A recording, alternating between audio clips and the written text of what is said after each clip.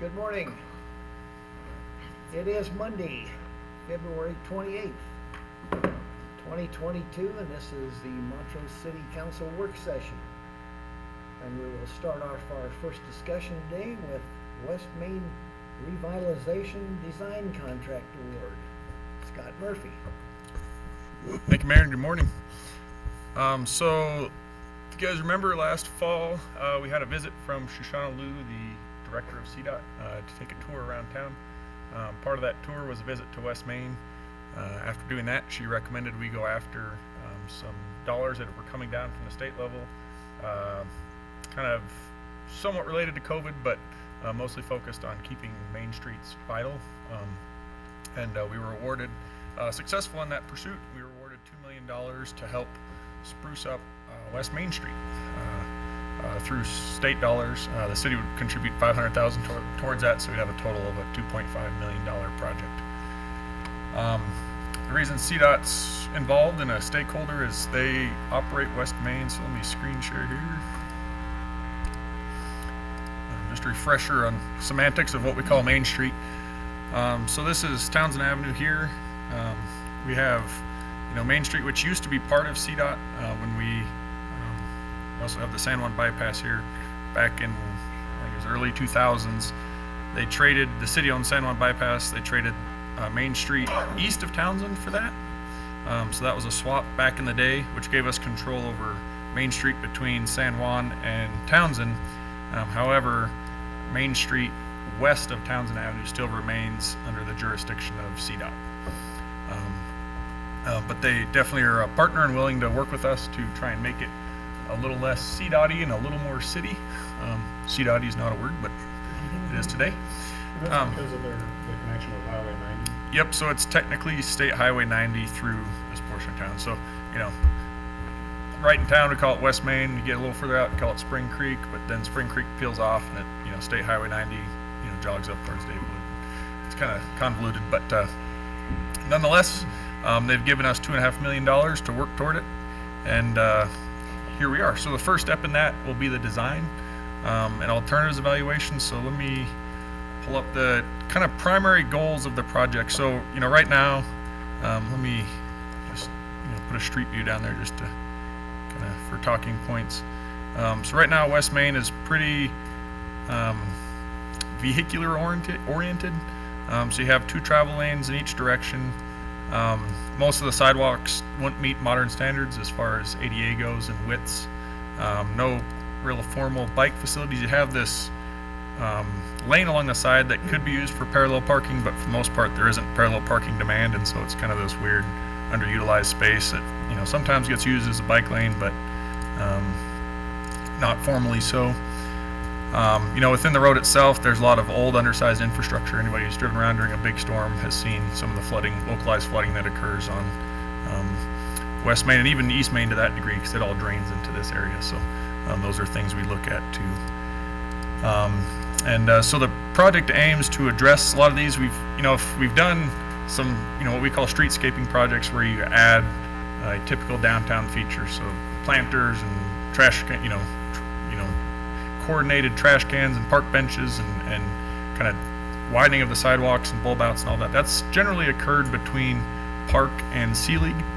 So there is a portion of West Main that has seen some of this treatment, but nothing west of Sea League. So this project is primarily focused on the reach between Sea League, and just to help orient everybody here on the map. Sea League, where some of these bulb outs and decorative features stop, and then all the way down to the West Main trailhead, recognizing that that's a large pedestrian destination for this portion of town. So the project will generally end at their bridge here. Get much further out there, you're getting a Chipeta, which is county, and then you're getting more into the typical highway as you get further beyond that. So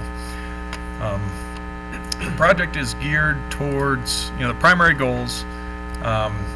The biggest one or the first, I think the most glaring one is pedestrian connectivity. So installing widened sidewalks that are ADA compliant, both sides of the street, installing bike facilities, one or both sides of the street depending on space. Some places the parking may be more valuable, some places the bikes maybe overvalue. So you may see, shifts in alignment in the bike lane. Obviously, you have a bike lane that's continuous, but whether it'll be on both sides of the street, we'll have to see, because there's a fixed amount of right of way, so it's finding the sweet spot between sidewalks, pedestrians, vehicles, and bikes, and business access and business atmosphere. All those things trying to fit into this little box here. And it has to be 2 lanes each direction. Like that's a given. That's not a given. Nope. Okay. So yeah, we'll dive into that. Something we'll evaluate. We don't know the answer on that yet, whether it's going to be 2 or 4 lane or 2 lane. But yeah, I'll get into that. I just wondered if there were some things that were just setting. We thought they were. And when we went through this grant application, it's one of the things we kind of talked about with the application. And CDOT seemed very open to, if it makes sense, which is what we want. We don't want to do it if it doesn't make sense, but if that's the right answer and that's the right balance point, then sure. And I'm not advocating for it one way or the other. I'm just Yeah. asking if there are certain things that are like set in stone. Yeah, CDOT's been great to work with. They've generally are saying, whatever, do all the studies, whatever you can prove out, if it makes sense, we'll go along. So I'll dive into that a little deeper here. So, obviously crosswalk safety, so you have businesses on both sides, a lot of pedestrian generation. You want to make sure that they can get to each other to keep downtown viable, so that people stay and shop and move around, don't just go to one or have an auto-oriented business. And then this big, if possible, while still accommodating future traffic volumes, reconfigure the travel lanes if possible. And I'll go a little deeper into what that means. And then, there's 2 more here. So develop a modern streetscape standard. So we're using this as an opportunity to evaluate different kind of themes of streetscaping that kind of tie to what we have now, but maybe modernize it a little bit, so that we can kind of use that going forward, because we realize this project will likely be the catalyst for the eventual redo of all of Main Street, which is something that the city's been eyeing for decades. And then the most important part, updating the aged water and sewer infrastructure, because that's the best part. But yeah, while we're in there, the idea is we don't want to, if we have to touch something, right, it's not just an infrastructure project, because that would suck up all of our budget, but for example, where there's old aged water line, it's really easy for us to go in and pipe burst that, bring in new, so that we don't have a nice new road and line breaks a week later after we open it. And then similarly for the storm structure, our storm sewer, if we're gonna have to redo a curb line or something and we need to put a new inlet, let's get that properly sized, and at least get the lateral sized right. The main line that runs up and down the street, it'll still be undersized. We won't have the budget to do that. That alone would take up $1 million+. But that way, anything new we're building is properly sized, and then eventually we can follow up with a trunk line project to finish the rest of it. So the project itself, I think the 2 biggest things on the project design will be traffic studies and public outreach. And so what we're doing is looking at all kinds of alternatives under the sun. So lane elimination, lane shifting, some places having dedicated parking, some places converting that to something else, maybe a shop space for outdoor dining or things of that sort.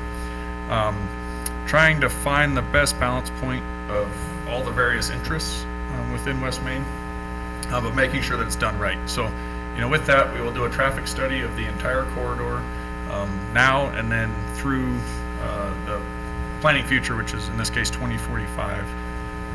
So projecting traffic, just overall background traffic growth, but also looking at what we know is in the pipeline as far as development.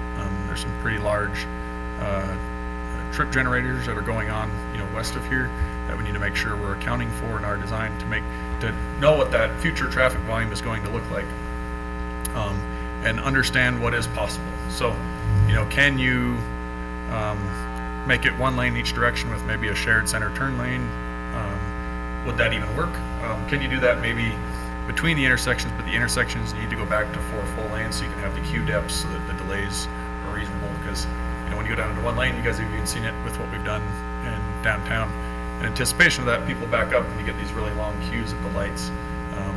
And the models will look at all of that, so they'll know what kind of delay you'd be looking at, what kind of queues, travel times through the corridor, before and after. We can use those tools to evaluate what is reasonable. Nothing, as traffic growth occurs, there will be traffic delay. That's inevitable, but is it within an acceptable range? And how does that compare to, the baseline current situation? So evaluating all of those things. Scott, how will you handle the businesses that are along there? Will those have to shift back and forth as we're working down through there? As far as accesses, Yeah. haven't gotten that far yet. So, whether they'd be center medians or not, depends on whether there's lane shifts or not. It's a center turn lane. We don't really have a big access problem over there because they aren't big trip generators. So, don't anticipate a lot of, access consolidation or closure just because there's a lot lower hanging fruit for us to focus on. But that's all the kind of things that would come out through all of this. But at the end of that, what it looks like is you have all these various things that are possible, pictures and kind of renderings of those, and then quantification of what it means for traffic and traffic delays. So as a community, we can decide what makes sense and what those trade-offs are and understand what those trade-offs are. So yeah, we can make it, for example, you add 20 seconds to your commute time through there, but you gain, full pedestrian connectivity, a lot safer crosswalks and full bike connectivity through the corridor. That might be worth it. Or if, that's a 10-minute delay, it'd never be a 10-minute delay, but, that adds 3 minutes to your commute. But if we only go one bike lane, you still get all that benefit and only adds 20 seconds to your commute or something like that. Those kind of trade-offs that we can understand. And the goal is to then go into targeted outreach with the businesses and the public to kind of get everyone's feedback on those alternatives and what they would like to see, because it's really, it's the communities and the businesses trade-offs that we're trying to help understand. Obviously, we work with CDOT to make sure that they view those things as viable before we go to the public. And based on all that kind of collective feedback, then work towards selecting a preferred alternative and moving forward with that. Similarly, on the Streetscape Designs, we have various renderings of different kind of options, and kind of would like the public's feedback to help us pick the next round of downtown street decorating. In addition to that, there's water studies, storm studies, all the survey and property work, utility work, things of that sort that go with these typical civil projects. But wanted to focus on the traffic modeling and the outreach, because I think those are the biggest elements of this. The goal is to make this nice, make those dollars go as far as possible, and make sure it'll work. We don't, road diets are a fad, or not a fad, but all the rage a lot of communities are doing, lane elimination and things like that. If that works here, great, but if that doesn't, we're not going to force fit it just because others are doing it. We want to make sure that it will work. There's a lot of traffic that goes through this corridor. We got to make sure we find a balance point that fits, traffic, businesses, and pedestrians. So, any questions on the scope before I dive into the team? At one point in time, we were talking about what to do with Main Street, looking at rerouting part of it or anything. Anything we do with West Main that would fit in with that, or anything we need to consider in that respect at all? With the bypass going out? Well, that talk? One time we were talking about Main Street, trying to figure out how to maybe open it up as a walkway or a center section of town, and having the traffic go down each side of it one way or the other. Is there ever any Coupled one ways? On the east side, I know we've talked about, are you talking about where you come in from the east and then Park Avenue routes you past the college and then the other way? Yeah. We haven't talked about that much lately, other than our South 3rd project by Cascade Hall. Anything on the other side? Yeah, on this side, you don't have a lot of the continuity. The big things that play into this design are understanding what Chipeta is going to look like long range, so that's included as the study area. Right. Because it's likely to be probably a roundabout given the skew there. Long range, that's going to be, remain a very important corridor, because if anyone's southbound, they're peeling off there and not coming through the westbound portion. But then Grand Avenue, so Grand will be the main west side belt loop for town. We'll go all the way down to River Landing eventually if all goes well. and we'll see a very significant volume of traffic. And so all of that plays into these studies to make sure that that intersection, this is great and this works good for 10 years, and then all of a sudden Grand Avenue gets pushed through and we see double the traffic on it, and West Main blows up. We don't want that. We want to make sure that all of this works and stays modular and is, expandable with those projects in the future. So that part of it definitely plays into this. We recently heard from developers who were looking to buy a bunch of this land to build housing. Was that between the long, narrow one and the Arcadia piece, or is it further? Yeah, so north? This area has been eyeing development of 200 plus units. Does it go all the way down?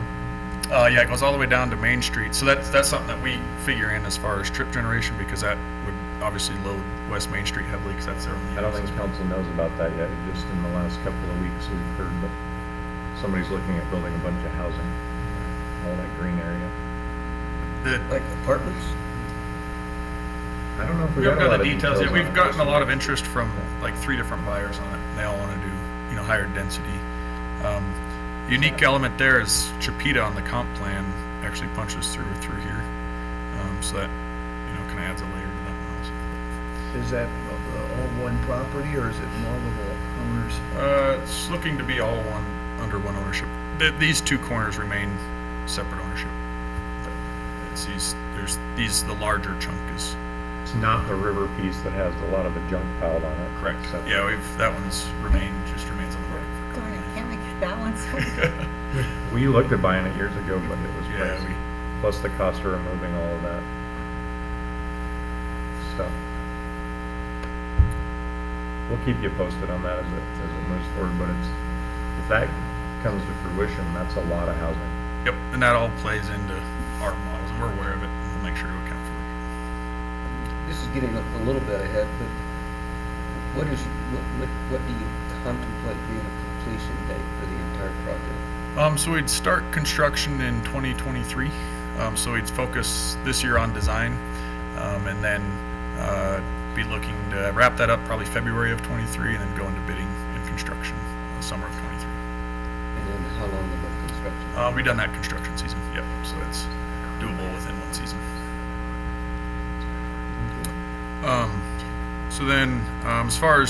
So then procurement of the design team. So through CDOT's process, they require its qualifications only. So we kind of like what we did on the roundabout. We put out a request for proposals, outlining all the scope we anticipate, and asked for them to give us their best shot as far as their team and timeline and qualifications.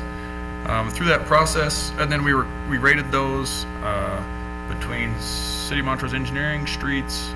Kendall helped us from the grants department and kind of as a DART representative, and then CDOT was also a review member on that team. We got 3 proposals. KLJ Engineering out of Montrose. I mentioned them at the last one. They proposed in the roundabout also. They have a Montrose office because they have a Montrose guy. Their main office regionally is out of Grand Junction, and they're kind of newer to the Colorado market. They started up in the upper Midwest, Minnesota, Montana, North Dakota, that kind of market initially, and are growing this way. Kimley Horn, we've never worked with them. We've seen some site development stuff from them. They were the site developers for Discount Tire. And then Ayers Associates, we worked with them. They actually helped with the grant proposal, and then Kendall's worked with them on some brownfield stuff also. I have a question. Since they just have one guy in a Montrose office, but I noticed they have offices everywhere. They have a lot of offices. Yep. Do we still consider, like, if it was an issue on local preference, because it seems like if they just have a guy, but really their offices are, whether it's Grand Junction or Bismarck, North Dakota, where they have an office, Yeah. that money really isn't staying in our community in the same way it is as if we hire like a striker. So do we, when we evaluate local preference, do they just need to have a Montrose address to Yeah, be so- considered local? So 3 different answers to that question. Sorry. Okay. So like in this case, local preference can't come into play where it's because it's CDOT and there's federal dollars. So in this case, it couldn't be considered. For typical design projects, we have local, utilization of local resources as an evaluation criteria, because they're not hard bids a lot of the time. 20% qualifications, 20% previous experience, 30 or 15% references, stuff like that. Price is maybe 20 to 30% of that. And so it'll make utilization of local resources one of those subcategories. And so they're getting scored on that, and we look at that. That's where we can really holistically look at, are they truly utilizing local resources? So for them to have just an office is a joke, and they would realize that it wouldn't, give them that advantage. But if they're using a team of, 15 designers out of town, sure. So that's the kind of the great case scenario. So like when we do RFPs through the city's procurement process, that's how we do it. On construction, that's a different animal. So, Right, yeah, that so seems like- it's, those are hard bids, and they're usually a hard line. It's written,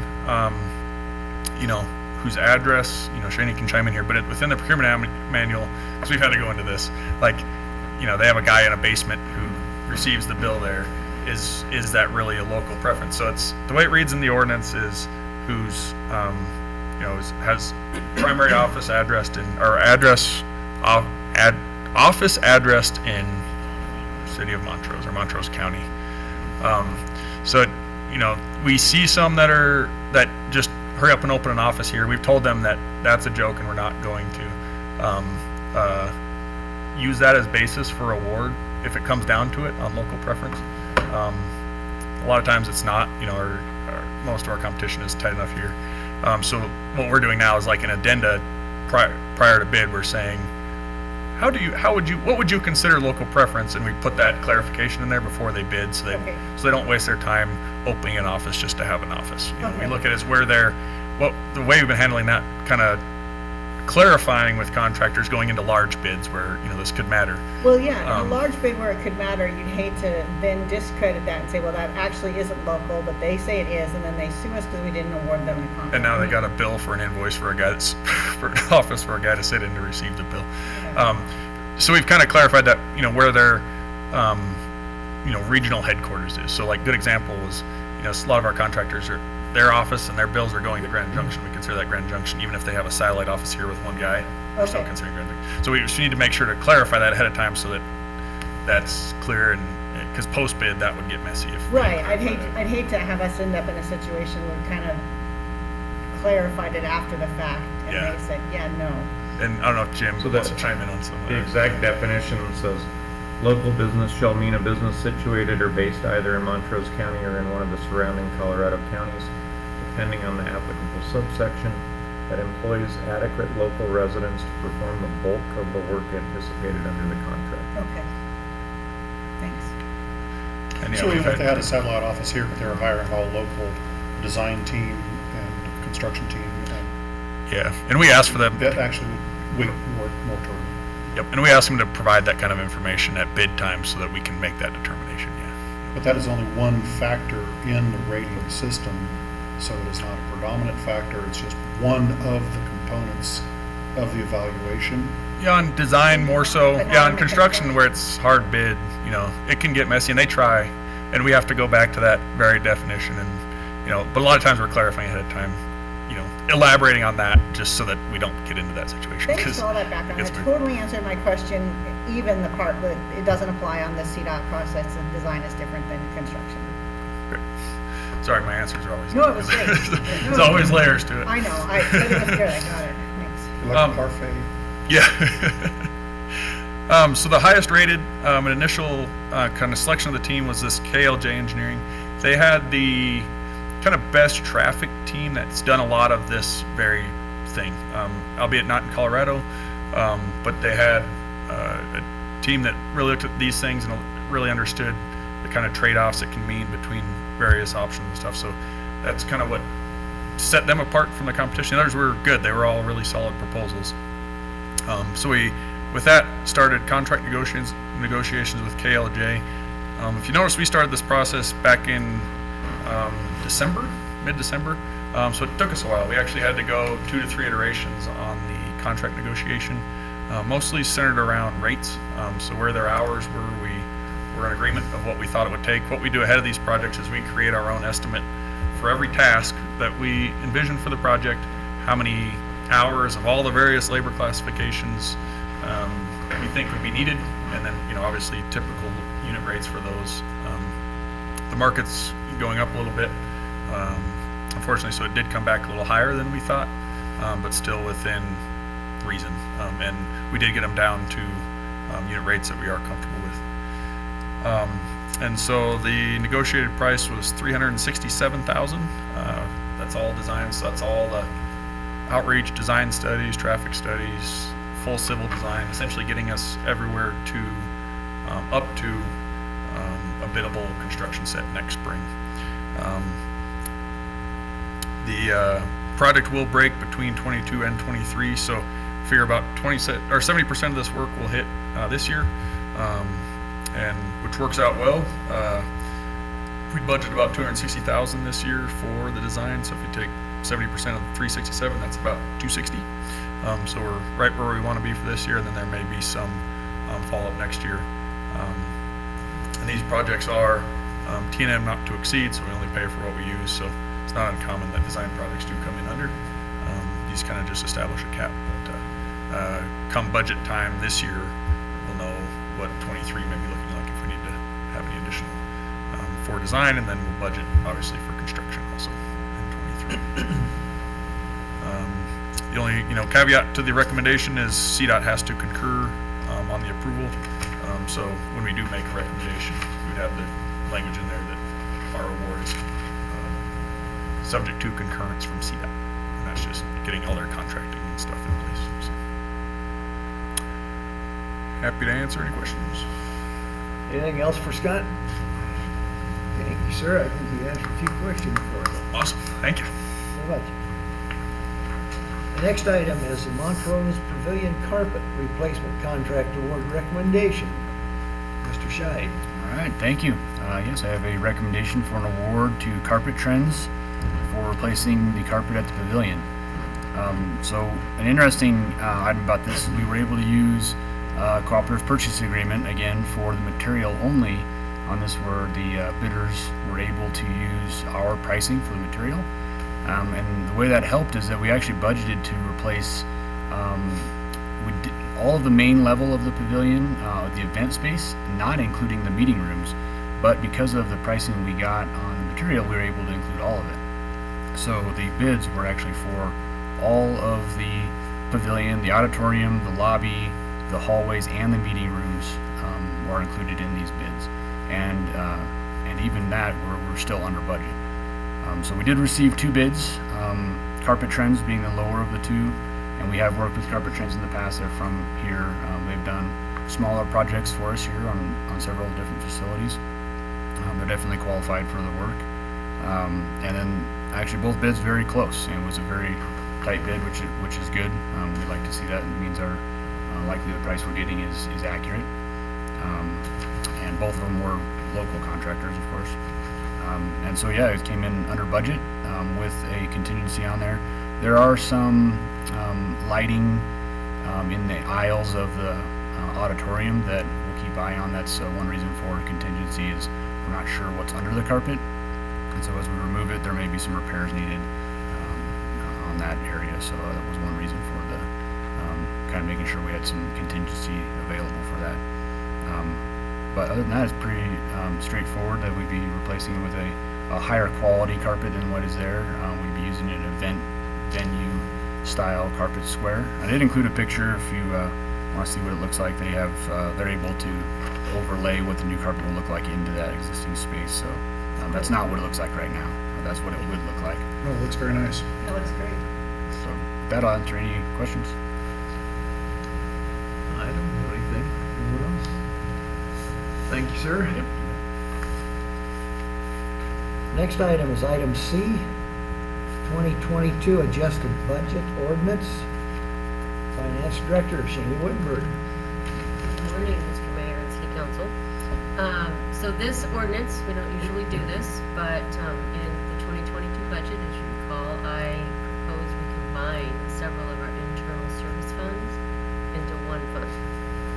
I cannot do that with the employee benefit fund because it is a separate checking account. So I just come to you now, because we're so close to the beginning of the year and memories are a little bit better, mine as well, to make this adjustment. It doesn't change the bottom line of the budget.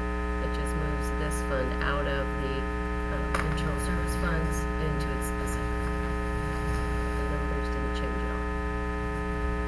I didn't want to confuse people or combine it with a overall supplemental budget in December when this is not really a supplemental budget.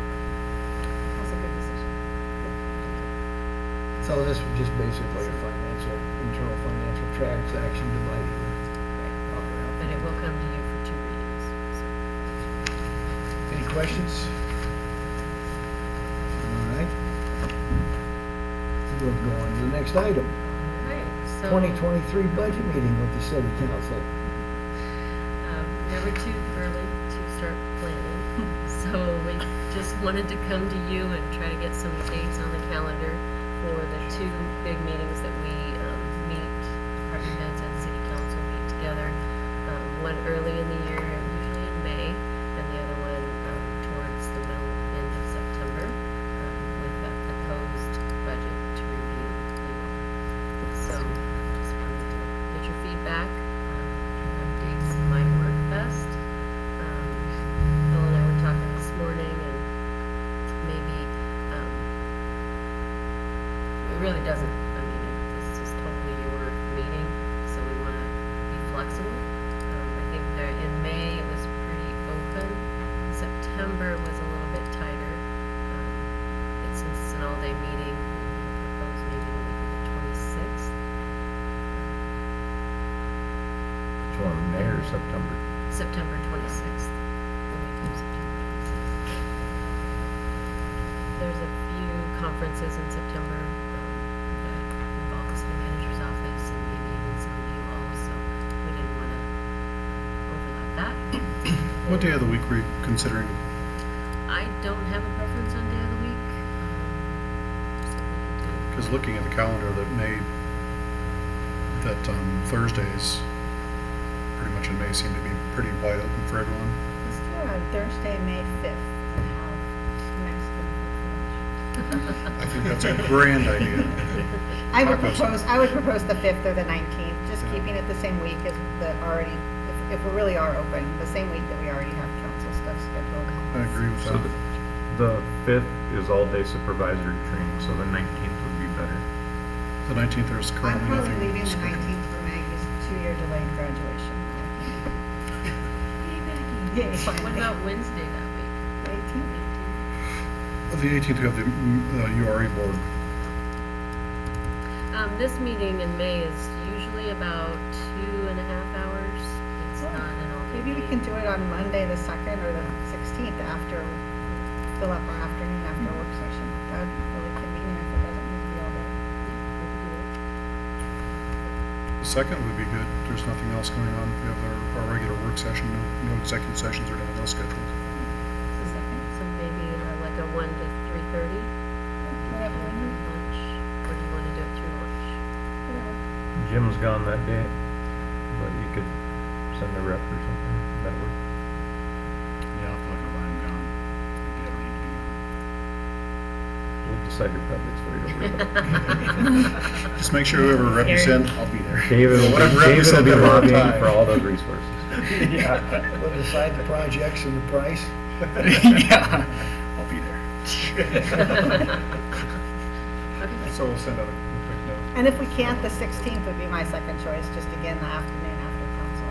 Yeah, the 2nd really works pretty well. I don't see any other conflicts going on.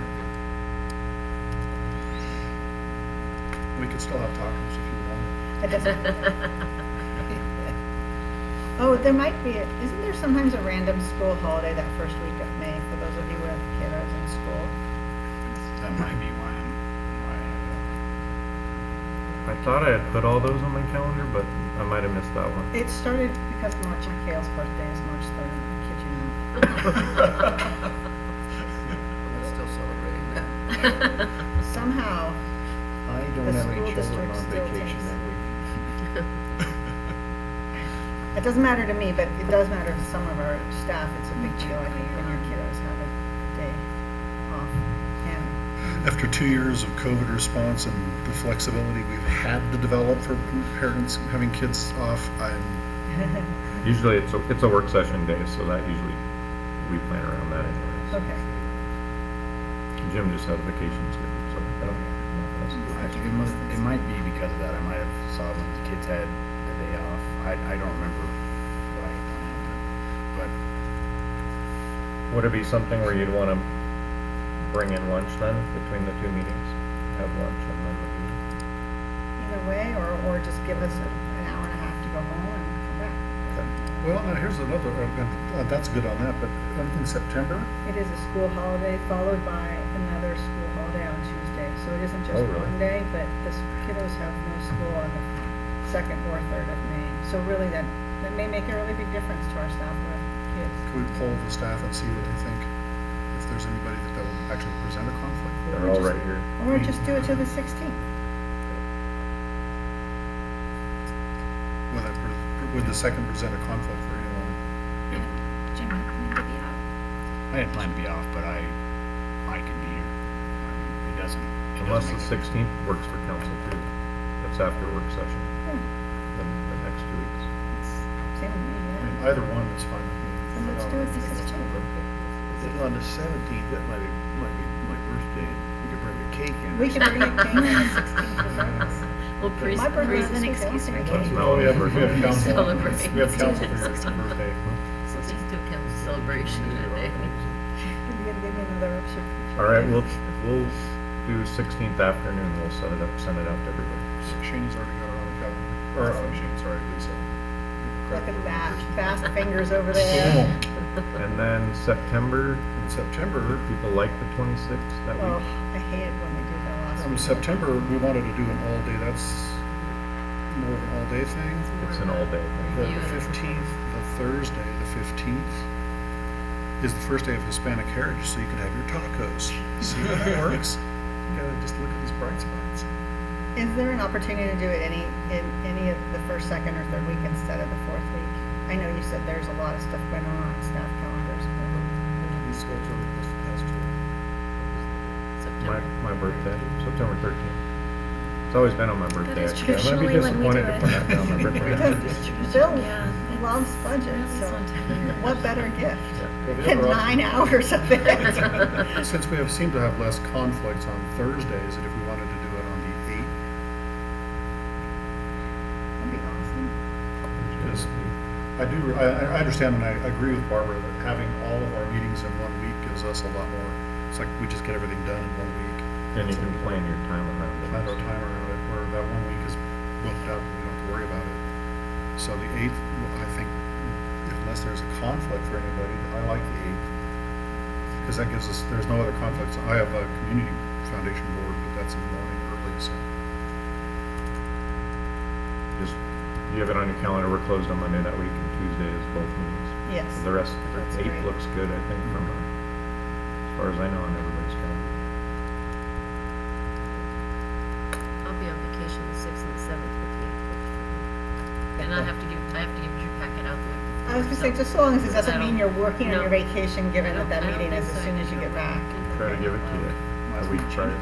No last minute changes. No. Maybe you can even you I can know, tell everyone like, done. I'm not kidding, I'm not working on this while I'm out. Not doing it. That's actually better than what you and I were looking at, because we were looking at later, even in October, which then was close to that 15th deadline if you want changes and stuff, so. It's I actually, like the idea, earlier the better, so we have time for any kind of adaptations. yeah. And these meetings are open to the public, is that correct? They have to be. So if you have any, the public that are wanting to get involved in our budgeting process, there are still opportunities to get on our budget committee Yeah, they just need to let Shani and I know. and just sign up for the recording. They can get involved at any point with our budgeting process. So that'll be on our calendar that day, like kind of 9 to 5, is that about what it is? Okay, I bet Lisa's already got it. She's already got it on there. Calendar ninja. It's there. Thank you, Lisa. Thank you all. Just a reminder on the May one, Anthony's not here, but I'll remind him as well, that's to bring your big picture ideas, so we can have that in the back of our mind as the department heads go and build their budgets. So if you have any big ideas, that's the meeting to bring it, and then they can analyze it, get some costs put to it, and that kind of thing. Even small ideas, to the extent that last year Dave and I were joking when we said, I think constituents would be happy if we just spent more money on potholes, and we actually brought that to We that brought that and it up. happened. So Yep. like, it can be an idea that isn't just a project. It can be like, Yeah, we this put is an what I extra- think people wanna We put an see. extra $1 million toward potholes just because of that conversation, and I think that benefits the city. Well, the couple of the projects that I like were already on our radar, yeah. so just kind of also refresh everybody's memory on those. I think that helps. Yeah, and I would have to say that potholes right now are on everybody's mind. They always are. I've had a couple of It's that emails. time of year. That's the kind of thing, it's crazy. It's like we can build whole water line extensions and blah, and they just want the pothole there fixed, including me, right? Like, I thought you want the potholes. And said water line extension has created a bunch of potholes. That's right. And people can sign up for a Better Montrose app and can use that recording feature on the Better Montrose app to report potholes, and our staff is amazing at going out and finding all the potholes in that area, not just the specific one reported. Yep. And So Jim, it's I awesome. think this time of year, it's difficult for you guys to fill potholes. You wanna give us a little information on that? Yeah, this is pothole season for sure. The warm days and the cold nights, get that water to infiltrate into a small hole and freeze overnight, pop it right out, and what a small pothole can be repetitive. We're returning to it. So we tried different materials. We're always experimenting with different methods to keep that from repeating. But we have some projects that are going on in town, like Scott was mentioning. The water line project has caused a few extras, especially on Townsend. But we're addressing them. We've gotten several requests through Better Montrose app, which that is the best way for us to address it the quickest. And on a daily basis, we're reviewing those and getting them fixed. But yeah, we're out pothole repairing at this time of year on a daily basis. Pretty much through the winter, 2 to 3 times a week. Summertime, that kind of tapers off a little bit, maybe once a week. But the street improvements that we have planned for this year is kind of the fix for those. Pothole repair is kind of a Band-Aid, where to fix the underlying issue, that's where the street improvements come in. And obviously those are much more expensive and bigger capital projects, but those are the fix to our pothole problem. And is it more difficult to get a good fix on those potholes when we have cold, freezing weather? I mean, how do you guys? Yeah, and the snow earlier last week, everything's wet, and so trying to dry it out is key, right? To get the water out so that's not freezing that same night and popping out whatever you put in. So yeah, we're drying, we're vacuuming, we're doing our best to get each hole filled. But yeah, when it snows even just a little bit overnight, then all of our work was probably going to pop out the next day. That's that time of year. And then the ones on Townsend, associated with the water line project, those are the contractor's responsibility, but yeah, they're up against the same thing. 20,000 vehicles plus water and a bunch of freeze thaw. They're out there every day.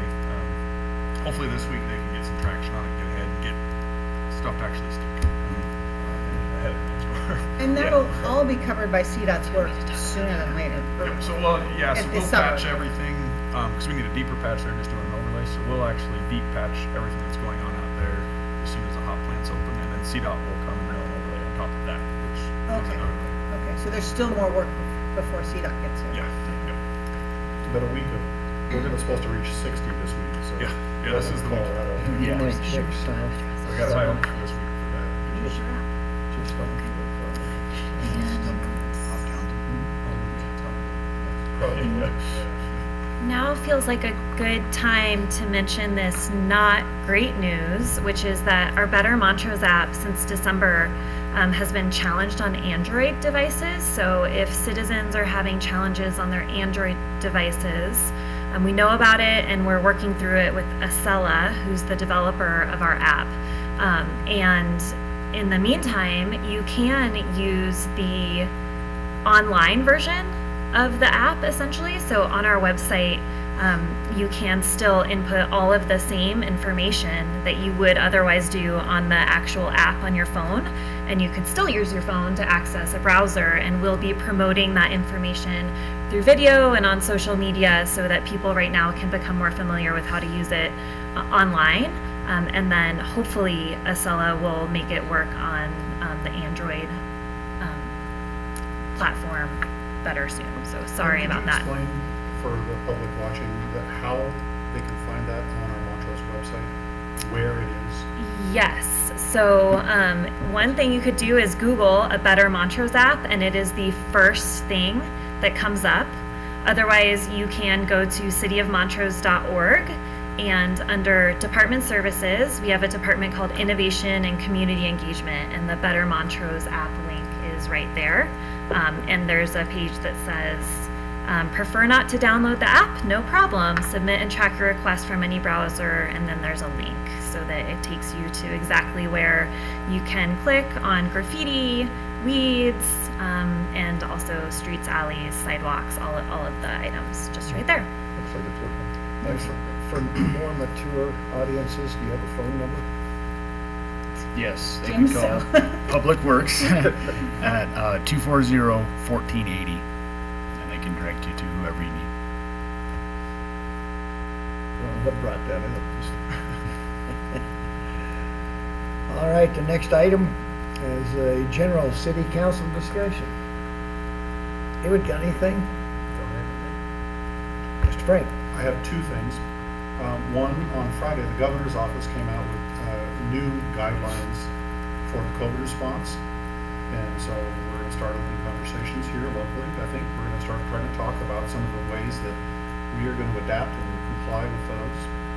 The second thing is a bit of really good news, I think, I hope, is that I have received notification that I was appointed to the Opioid Abatement Council. It's one of 12 members of the state of Colorado that I will be representing the West region as the CML representative or appointee to that council to help distribute up to $385 million in opioid abatement funds. So I'm going to start having some meetings with Chief Hall and some other representatives of our local mental health community and our drug task force to start having some roadmaps for some of our discussions. Great. Barbara? Sure, I guess I'll add on to what Dave first talked about. So the only statewide ordinances that are still in place from the state of Colorado expire today, and they involve mask requirements at senior living centers, medical office space,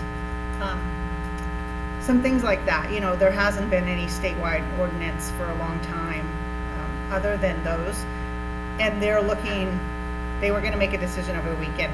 So we should look for updated guidance on that today. I don't really think any of that affects the city of Montrose.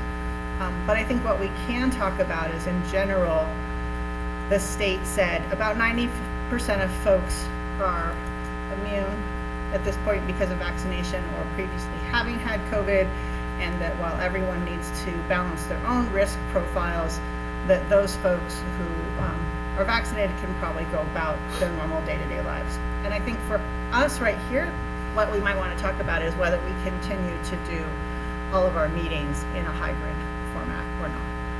And I don't necessarily think they're talking about that right now, but pros and cons, here I go, I'm going to talk about it right now. Pros and cons, you know, we haven't, I don't think, had a whole lot of public engage via Zoom in terms of they might be watching, but they're not commenting. We haven't had folks comment via that hybrid model in a long time. I have received comments from both constituents and from the press that say that they are watching and are participating online. They're just not asking any questions online. Sure, but we've always streamed our meetings, so that wouldn't change. Whether we need to have it be a hybrid where they can, you know, I guess we've had not just so much members of the public with comment, but perhaps consultants appear via Zoom. So I think that's something we need to think about. How much work is that for our IT folks, and is the trade-off worth it?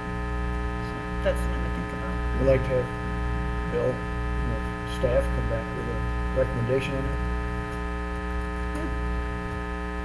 And the governor's press release on Friday did include a quote from me in the city of Montrose. So it was kind of fun to be on the inside scoop on Thursday for my meeting.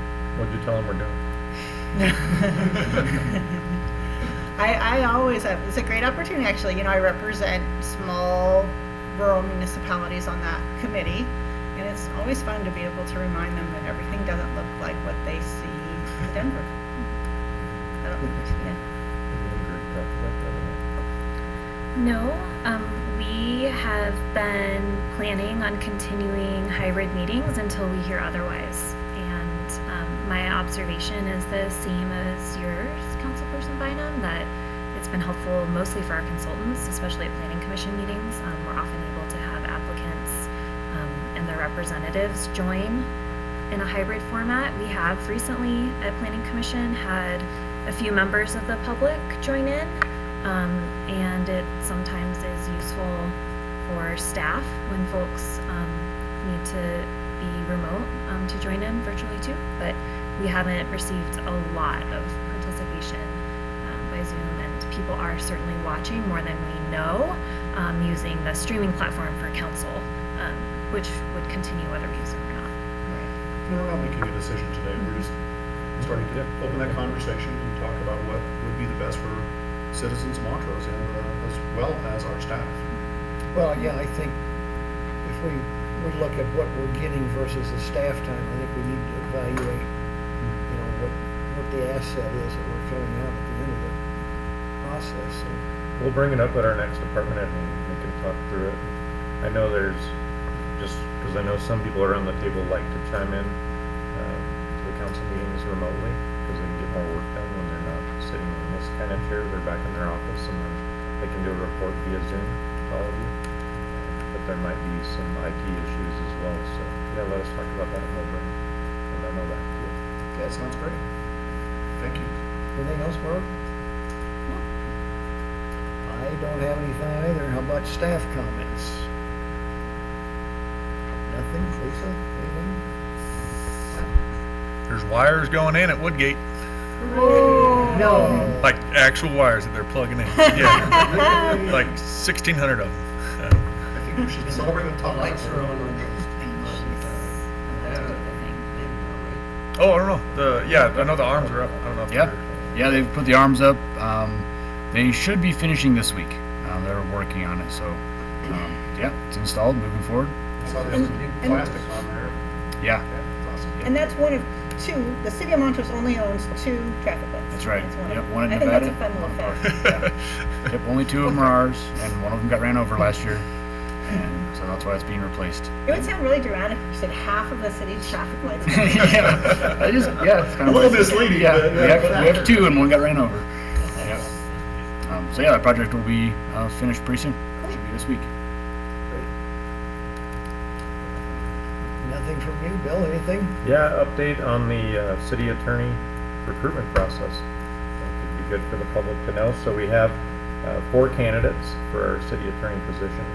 They'll be coming into town, 3 of those coming into town tomorrow. One will be virtual. We'll do community tour in the afternoon. Council's welcome to jump on the bus with us, go around.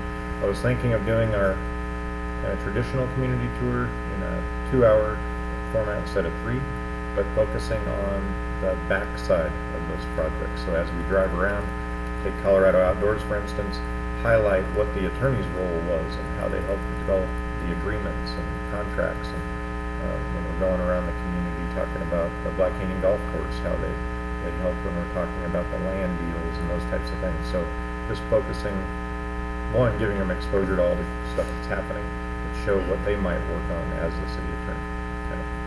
And then whoever's on the bus can chime in as well as we're going around. And then public, as well as all city employees, are invited to the 5 p.m. meet and greet, which should be tomorrow, 5 p.m.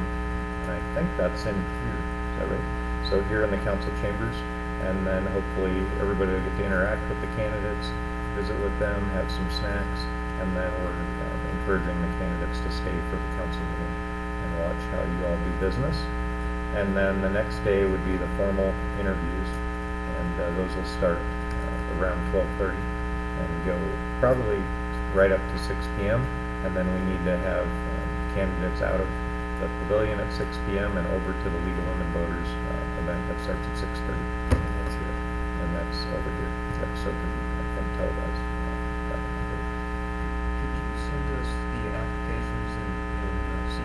Terry did that this morning. Oh, So it's linked to a Google Drive, and it should have everything in there. And then it'll start off with their bios. They'll each do a 3-minute bio on Wednesday, and then we'll have the 3 panels. Outside professionals panel, we'll have a council panel and department head panel. And then we'll also have interaction throughout the day with the legal team and other supporting staff members who can kind of get to know the candidates as well. I know that tour is on our schedule. Is it also noticed, Lisa, in case it's noticed? Thank you. Any questions on Anything else? I have a question on it. Do you anticipate that as we close at 6 o'clock that evening, we are perhaps making a decision, or at least really focus what our next step is? Yeah, so ideally, just because of the timing, we would love for council to love one of the candidates more than all the others and be able to make a recommendation to Terry and I as far as an offer. But sometimes we don't have that. You might have the top 2 and you want to have them come back for second interviews or do some follow-up or something like that. Okay. But ideally, you would have one candidate that stands out above all the rest. And have at least a direction forward, not a, okay, that was great, let's talk about it all later. But No, Terry and I need direction coming out of that on whether to invite a couple back for second interviews or whether to make an offer to someone. Okay, thanks. Ann, anything? I would love to mention that it snowed last week. And that was exciting for a lot of us. And it also was a great opportunity for all of our teams to work really hard together in Public Works. And Jim Shai can chime in a little bit more, but I wanted to give a shout out to everyone who helped with snow removal. It's been hard hiring staff in Public Works over the last couple of years. And so it requires really everyone to come together and remove the snow and work on that. And I wondered, Jim, if you might give us just a little bit of an update on how that went. Yeah, sure. Yeah, it was a, I don't know, normal snowfall, I would say, nothing significant, but we definitely, I think a lot of us that work in Public Works take pride in addressing the streets early and getting ahead of, the morning rush and making sure school zones are cleared and at least our top tier roads cleared before everybody comes to work. And yeah, we're a little shorthanded right now, so we stretch out and grab every division that we can, and some that may not be normally working on snow removal, we're helping out. So pretty much every division was working on removing snow in one way or another. And that's all. You ever driven a snow I truck? know, but I'm right. Yeah, whether it was snow plowing or actually just shoveling off sidewalk downtown, and starting at 3 a.m. a couple mornings in a row to get ahead of the rush, clearing parking spots, some things that maybe aren't noticed when you come into work, but there were full crew all night long for 2 or 3 nights there to get town cleared and get out to at least our tier 3s, which is kind of the minor arterials around town. We spent the days clearing out residential streets, but really the sun helped us out more there than anything, and we kind of had thawing roads and clearing by midday anyway. But definitely a lot of work at night from every division. We're pulling from fleet and facilities and even trash recycle. Every division was pitching in to help remove snow that doesn't normally. So Unfortunately, you can't rely on the sun. You Right. have to move it. yeah, we've learned that every storm is very different, and the asphalt temperature is a big factor. In this one, it was warmer. Actually, the asphalt was warm, and by the time the sun came out, it was already melting. So that was a big factor and kind of helped us out a lot, for sure. I think it's good to thank those guys and the folks out there. Maybe we can invite them to a chili cook-off or something. That's right. Tomorrow. What a segue. Yep. Yep. Tomorrow is our chili cook-off at Public Works. We do this annually, and the group gets pretty excited about it, and everybody brings in their famous chili and tries to compete for that top prize. So tomorrow lunchtime, Public Works. PD's throwing their hat too, right? That's right. Yeah, I think there were some police officers and other PD staff trying to trying to come in and take down some public works chili. So we'll see. 11 o'clock, is that right? That's when the judging starts. We'll eat probably around noon. Okay. So you're gonna have like one of your dump trucks filled with Tums? A little dispenser, a rotary Yeah. dispenser, you're just gonna shoot straight out. That's right. Anything else, Jim? Nope. Shani? Good, thank you. The tour, if you want to condense it from 3 hours to 2 hours, I'm driving, you can read. We have, just a reminder, Citizens Police Academy starts Wednesday. Did you speak up? We should Yep. Just a reminder, Citizens Police Academy starts Wednesday evening. We're going to start with patrol procedures. We have 18 students. The day that we opened the registration, I think 2 days later, we had it full, so that was really exciting. We had a really busy last weekend, but I wanted to share an email from Director of Clinical Services for the Center for Mental Health. And it was from an individual commending our officers. It just says that I had the unfortunate experience of having someone reach out today that was suicidal. I've never had this close of an experience, and I want to commend the Center for Mental Health Crisis Center and the Montrose Police Department for their assistance. It was a last resort to call 911, and I was so impressed with the 3 officers that showed up. They handled an inebriated, defiant, suicidal person with such care, calmness, and professionalism. I could tell they'd been trained well. They escorted us to CMH to ensure the person went in without incident. They gave her dignity of getting in our car versus a police car, which is excellent, so the program's working. And once at CMH, the staff was so helpful and caring.